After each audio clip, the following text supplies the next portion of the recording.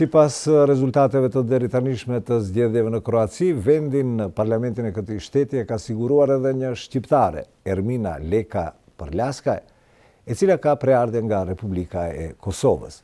Ajo ka fituar me një diferencë prej 3 votash më shumë se sa kandidati tjetër shqiptar Idris Sulemani nga Piroku i Tetovës, duke u bërë kështu deputetja e parë shqiptare në parlamentin kroat.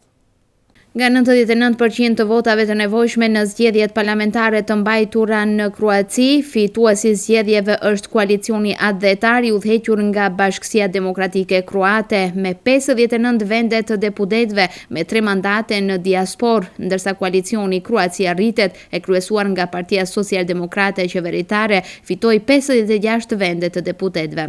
Sipas rezultateve të deritanishme të zgjedhjeve në Kroaci, vendin në parlamentin e këtij shteti e ka siguruar edhe një shqiptare, Ermina Leka, e cila ka përardhje nga zymi i Hasit, Republika e Kosovës. Ajo ka fituar në një diferencë prej 3 votash më shumë se sa kandidati tjetër shqiptar Idris Sulemani nga komuna e Bogovinës, duke u bërë kështu deputetja e parë shqiptare në parlamentin kroat.